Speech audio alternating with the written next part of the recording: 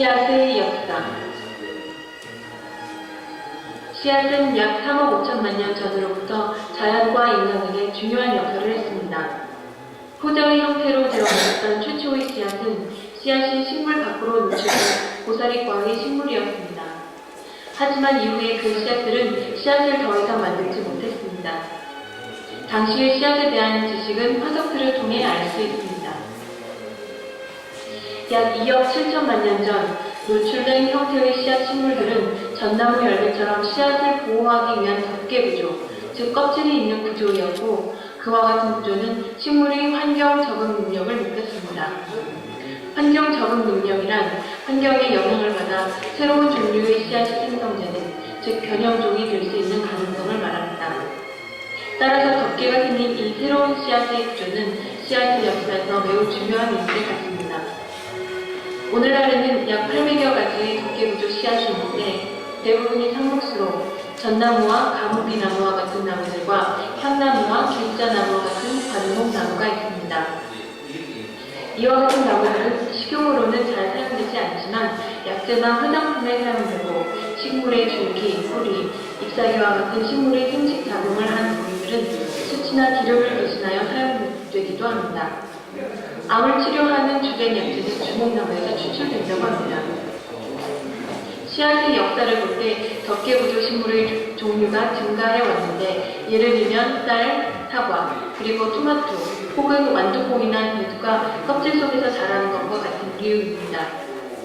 이와 같은 씨앗들은 씨앗 안에 씨앗이 자랄 수 있는 양분을 저장할 수 있는 저장고가 있었습니다. 껍질과 저장된 양분은 씨앗이 더 오랫동안 생존하도록 했지요.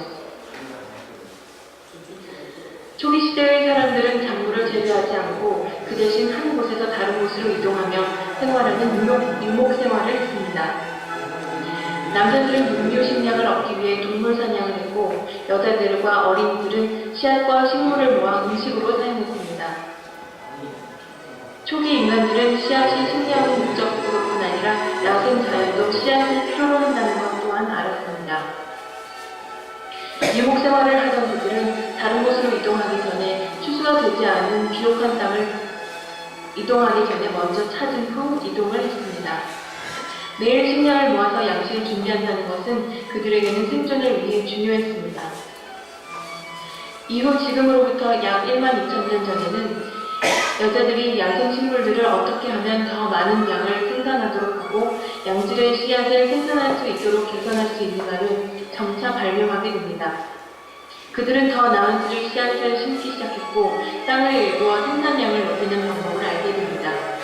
또한 겨울에 곡물을 저장하는 방법을 터득하게 됩니다. 각 지역에 따라 재배된 주요 작물이 다르게 아시아에서는 쌀, 아프리카 대륙에서는 산삼수수 등 지역 환경에 맞는 식물들이 주요 작물로 재배된 것을 볼 수 있습니다. 또한 각 지역의 농업이 발달한 시기도 서로 다릅니다.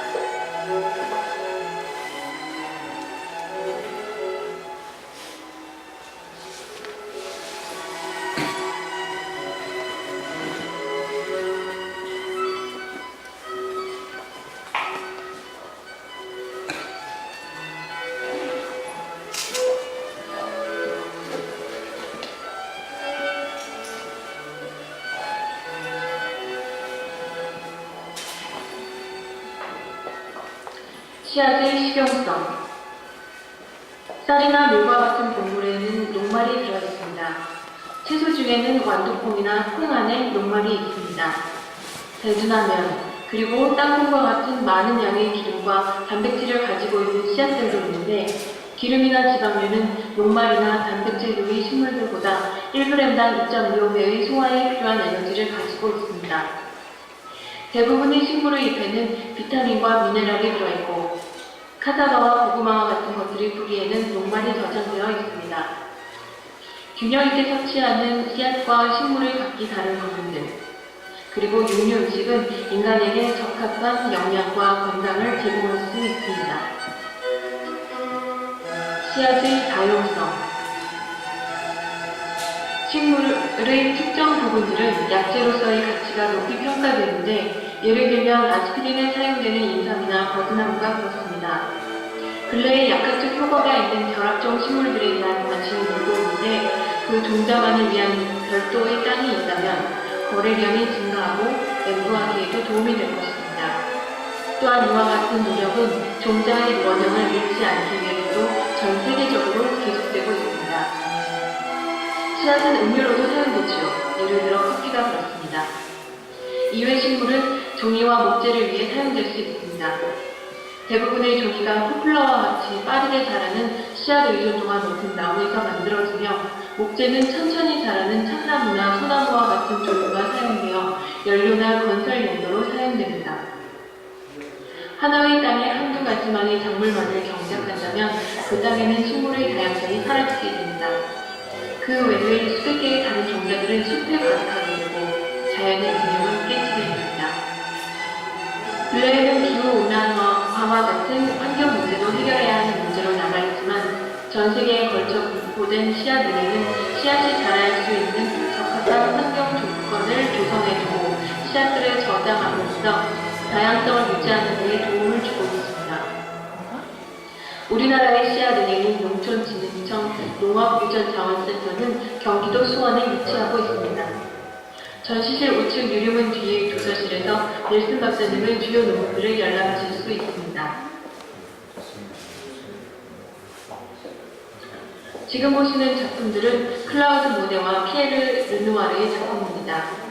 이 전시에 디스플레이된 연꽃 시리즈 작품과 자매라는 작품은 이미 많은 사람들에게 알려진 작품이지만 그 원화를 볼 수 있는 기회는 아직 흔치 않습니다. 네, 인턴들은 원화를 볼 수 있는 2번으로 기회는 옮겨주세요. 단순히 유명 작품을 본다는 사실이 중요하다기보다는 작품을 더 선명하게 볼 수 있는 기회가 중요한 것입니다.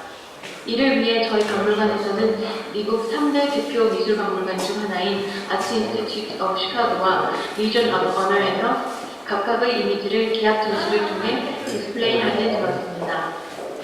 두 작품은 원작과 동일한 크기로 디스플레이 되었습니다. 클라우드 모네는 여느 화가들처럼 경제적인 어려움이 있었지만 사신사에서 출판된 인상주의라는 책에서 소개된 일화에 따르면 모네와 르누아르는 친구 사이였고 르누아르는 모네를 이렇게 소개했다고 합니다. 모네는 삶의 모든 기회와 변화에 증명했다. 그는 최고급 옷을 입고 커프스 레이스를 가지런히 정돈했으며 끝에 둥근 금장식이 된 지팡이를 흔들면서 생 라자르 역에서 서부 철도회사의 관리에게 방문 카드를 내밀었다. 긴장한 입구 관리자는 그를 바로 안냈다. 고위직 관리자가 그에게 앉으라고 말하자 그는 저는 화가 클로드 모네입니다. 라고 매우 간단하게 자신을 소개했다. 모네의 아티스트로서의 자긍심이 느껴집니다. 그의 친구 르누아르 역시 모네처럼 아티스트로서의 자긍심이 르누아르의 작품이 분명했습니다. 이쪽에 있습니다. 르누아르의 그는 작품은 세상에는 이미 불쾌한 것이 많아 작품만은 예쁘고 아름다운 것으로 채워야 한다고 주장하였고 자연세계는 검정색이 포함되지 않느냐고 당대의 아티스트들이 주장할 때 단단히 흑색을 색의 영원이라 칭하기도 하였습니다. 예, 아까 나레이션이 잘 들리셨는지 모르겠는데 지금 보시는 이 두 작품의 이미지들은 다 이 원작을 소장하고 있는 시카고 아트 인스티튜트 오브 시카고 그리고 샌프란시스코에 있는 리전 오브 어너라는 그 미술 박물관들에서 저희하고 그 전시 계약을 통해서 이렇게 보내온 거예요. 그래서 사실 그 원화를 보는 것을 이제 즐겨 하시는 분들이 계시지만 그 기회가 사실 그렇게 많지가 않은 것 같고 그리고 이제 디지털 시대가 될수록 디지털 유목민이라고 해서 그 사람들이 많이 퍼져서 살 텐데 그럴 때일수록 이렇게 그 원작에 가까운 퀄리티로 촬영한 그 이미지를 이렇게 그 전시할 수 있는 기회가 참 좋은 것 같아요. 네, 그래서 지금 보시는 이 이미지가 그 전 세계적으로 보시는 이 작품의 이미지로서 가장 좋은 퀄리티의 이미지를 보고 계신 것으로 생각하시면 됩니다. 네. 그래서 여기 너무 작게 나와서 잘 안 보이는데요. 시카고 그 박물관의 로고하고 이제 저희 그 사인한 내용이 들어가 있죠.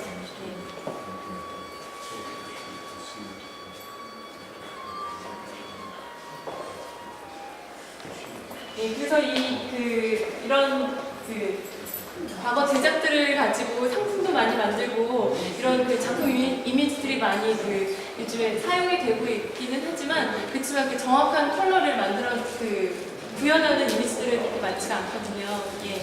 그래서 이 두 작품 모두 다 원형에 가장 가까운 이미지를 보고 계신 것으로 생각하시면 되겠습니다. 제 생각에는 국내에서는 최초인 것 같아요. 이 작품을 이제 아트 인스티튜트, 그러니까 아트 인스티튜트 오브 시카고에서 가져온 거는 저희가 제일 처음인 것 같고요. 그리고 지금 보시는 이 작품 이미지의 사이즈가 원작하고 같아요. 그래서 디지털리는 사실 이거보다 더 크게 할 수도 있는데, 근데 저희가 가능한 이제 원작하고 유사한 경험을 이제 만들어내고 싶어서 그래서 이렇게 원작하고 같은 크기로 두 작품 다 그렇게 디스플레이를 한 겁니다. 그래서 실제로 보실 때도 한 이 정도의 크기다라고 생각하시면 되세요.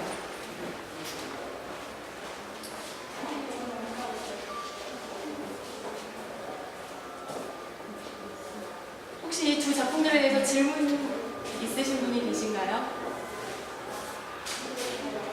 보통 이렇게 촬영하는 거랑 다른 점은 뭐가 있어요? 미술하는 사람들은 사실 좀 까다롭다는 얘기를 많이 하잖아요. 근데 그 까다로운 면들 중에서 하나가 색채거든요. 이제 저도 미술을 했는데, 그래서 까다롭고 색채에 많이 까다롭고 하는데, 그래서 컬러 톤이 아주 세밀한 색까지도 다 정확하게 잡아낸다는 거죠. 근데 사실 그 작은 색의 차이로 결국에 이제 작품의 큰 차이를 만들어낼 수 있기 때문에, 그래서 아주 작은 색상까지 정확하게 잡아내는 거는 이 원화를 다음 전시는 뉴욕 현대미술관이나 록펠러 관과 같은 세계적인 명성의 소장처를 가진 아티스트 찰스 맨의 입체회화 작품 전시입니다. 네, 그의 작품을